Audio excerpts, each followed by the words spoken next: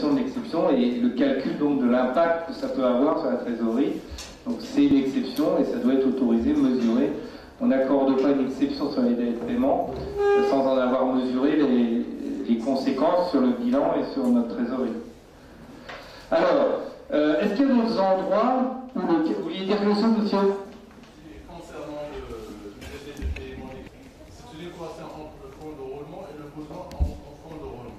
Comme ça, pour que... On ne peut pas payer les salaires ce mois-ci si on fait ça, il n'est pas d'accord. Qu'est-ce qui se passe? Oui, on peut faire des restos, effectivement, mais ça coûte cher les restos. Mais parfois on n'a pas d'autre choix, effectivement. On peut aller voir les banques aussi, ça peut être un moyen, mais on va y venir. Les banques aujourd'hui, elles sont assez frileuses.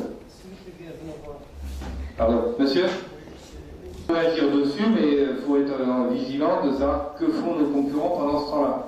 Mais si par exemple le directeur financier il s'oppose à l'exception parce qu'il arrive à démontrer que cette opération ne nous emmène pas dans la bonne direction, on n'a pas du tout intérêt à vendre à 120 jours parce que ça met en péril l'entreprise. C'est quoi son recours, monsieur, messieurs? Parfois, on donne des discounts de 10 jours et la totalité pendant 30 jours. Oui, ça peut être une solution négociée, monsieur. Il fallait bien prendre les choses au sérieux, c'est-à-dire il faut voir le business plan qui sera bien fait, et c'est donc en fonction de cela que la décision pourrait être prise. Autrement, c'est aussi le BAL 2 pour déterminer les risques d'une entreprise. Oui. Ça, ce sont les points vitaux sur lesquels il faut, ainsi que les rassureurs de risque. Ouais, donc monsieur dit qu'il faut revenir un peu à l'origine et regarder le business plan, voir si on s'y capte. Rapidement, les financiers, les directeurs financiers, quand ils essayent de gérer une société de tous les jours, et les petits à-coups, aujourd'hui je décide et je décide pas, c'est ça qui fout en l'air toute la chaîne en fait, de la trésorerie. Quand on encaisse et quand on décaisse. Donc voilà, c'est un peu ça sur lequel je voulais vous entraîner, c'est que souvent, oui monsieur. C'est vers la chute de l'ensemble, parce que centraliser la trésorerie, c'est bien pour renflouer une filiale, il y a une problématique de trésorerie passagère, mais ça peut entraîner tout le groupe à sa perte. Donc il y a des fois des situations où il vaut mieux déposer le bilan d'une filiale et sauver le groupe que centraliser la trésorerie et emmener tout le monde dans le rouge. Je veux revenir un petit peu là, comme monsieur a dit, il faut un peu de pédagogie. Effectivement, le retour au business plan initial, c'est un petit peu la base. C'est de se dire, quand on a lancé notre activité, on avait fait un business case, un modèle, ou une projection où on avait dit, voilà, notre activité doit dégager tant % de marge. On avait modélisé nos coûts, nos achats, nos salaires, nos impôts, etc., nos frais généraux. Et le but de l'entreprise, c'est de gagner de l'argent. Et ce qu'on constate souvent, effectivement, c'est qu'on oublie l'essentiel, c'est que la trésorerie, c'est vrai que c'est les clients, c'est vrai que c'est les stocks, c'est vrai que c'est les investissements, etc. Mais la trésorerie, c'est surtout des marges. C'est surtout des marges. Et comment dire, nous, notre métier, c'est d'arriver dans des entreprises qui sont souvent un peu dégradées sur le plan de la trésorerie. Et qu'est-ce qu'on constate? C'est que finalement, ce que dit monsieur est très juste, on a oublié le business plan d'origine. On s'en est petit à petit écarté complètement. Et la cause de la dégradation de la trésorerie, ça peut être effectivement des changements ou dans les conditions générales de paiement ou des exceptions trop souvent accordées par les commerciaux aux clients. Ça peut être ça, effectivement. Ça peut être des litiges. Ça peut être un client qui ne nous paye pas, qui est insolvable. Mais c'est dans la plupart des cas une entreprise qui perd de l'argent sans le savoir. Parce qu'elle avait modélisé son business plan avec 15% de marge. encaissements et décaissements qui en découlaient. Et puis tout à coup, on se rend compte qu'on n'a plus d'argent en caisse, mais quand on regarde l'analyse, on n'est plus à 15% de marge, on est peut-être plus à 5% ou à 3%. Et on n'a personne qui nous a signalé la dégradation de la marge et l'écart entre notre nouveau business model et le business model du départ. Voilà. Donc, oui, je vous en prie. Bon, c'est professeur Alaoui, donc je suis directeur d'une entreprise, mais j'ai fait un parcours très important chez Procter & Gamble, P&G, tout le monde, la plupart d'entre nous connaissent Procter & Gamble.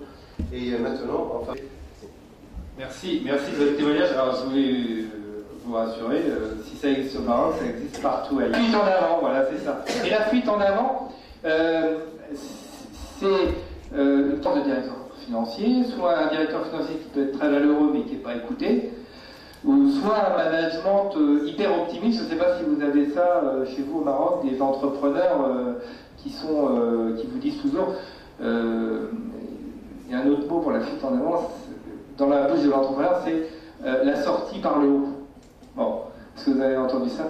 Il dit toujours, faut pas vous inquiéter, la crise de trésorerie, elle n'est que passagère, mais notre reporting est bon, notre business plan, il est comme ça, et donc on va sortir par le haut. Bon, mais c'est difficile de sortir par le haut quand depuis 18 mois, on a une dégradation régulière de nos marges, on a une dégradation régulière de nos conditions de paiement, on a peut-être une baisse de chiffre d'affaires, donc on a une augmentation de nos stocks. C'est assez difficile de provoquer un sursaut dans ces conditions-là. C'est pas très grave, monsieur. Désolé, je suis court. On considère peut-être d'une marge insuffisante. Moi, je dirais que ce n'est qu'une conséquence, finalement, d'une mauvaise gestion de BFR. Parce qu'il faut remonter à la cause. Parfois, on regarde la conséquence, mais on ne regarde pas la cause. Et on ignore, mais souvent, on ne fait pas attention à cette gestion de BFR. Et je pense que vous le savez mieux que moi, c'est qu'aujourd'hui, même le trésorier d'entreprise n'est plus à la mode. On va beaucoup plus vers du cash management. Donc, c'est des personnes qui vont gérer justement ces trésoreries beaucoup plus en amont pour éviter les risques et les conséquences dont vous venez de parler. Oui, vous avez raison. Mais il vaut mieux, peu important, et des petites marges. Parce qu'à un moment, on récupère dans la trésorerie les marges, ou les dégradations de marges. Et souvent, le chef d'entreprise, le directeur financier lui met sous le nez la dégradation de la marge. Et il dit, mais non, attends, je ne crois pas des chiffres. Vous avez déjà entendu ça? Je ne crois pas des chiffres. Tes chiffres, attends, ils sont faux, ils n'incorporent pas telle provision où on va avoir une remise arrière, etc. Et ça, c'est un petit peu le début de la fuite en avant quand le chef d'entreprise dit à son directeur financier « je ne crois pas tes chiffres ». C'est pas bon signe. Alors, je reviens sur la notion de banquier. C'est quoi, souvent on me dit, c'est quoi les obstacles à agir pour, justement, comme l'a dit monsieur, reconstituer la trésorerie ou améliorer la gestion du BFR. C'est quoi les obstacles que vous voyez, vous, dans vos entreprises, ou en tant que consultant, quand vous allez chez vos clients? Qu'est-ce qu'on vous dit? Ah ben là, on ne peut pas faire parce que... Qu'est-ce qu'on vous dit? Alors là, on l'a un peu évoqué, on a dit, on est dans un marché concurrentiel, les concurrents font, par exemple, du crédit à 90 jours ou 120 jours, c'est pas possible pour nous de nous mettre à 60 jours. Donc il y a une explication, c'est la concurrence. Ça, on entend ça partout. Monsieur. Vous avez ce qu'on appelle David contre Goliath, des TPE qui vendent à des offices, par exemple. Oui. Oui. Ils font de la fourniture de bureau et ils vendent à l'OCP.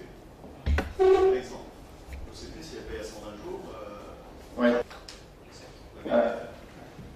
C'est-à-dire que si... Le retard de paiement. Le retard de paiement, c'est les clients, d'accord. Alors, qu'est-ce que vous entendez d'autre comme autre explication pour frein ou obstacle à agir? C'est juste pour compléter la réflexion sur le retard de paiement. Vous savez, on est dans un environnement où payer dans le délai est quasiment une exception. Oui, c'est culturel. C'est comme en Italie. Voilà. En Italie, c'est comme ça. Je pense que beaucoup d'entreprises ici se retrouvent. Tout le monde court derrière. Tout le monde court derrière. Et payer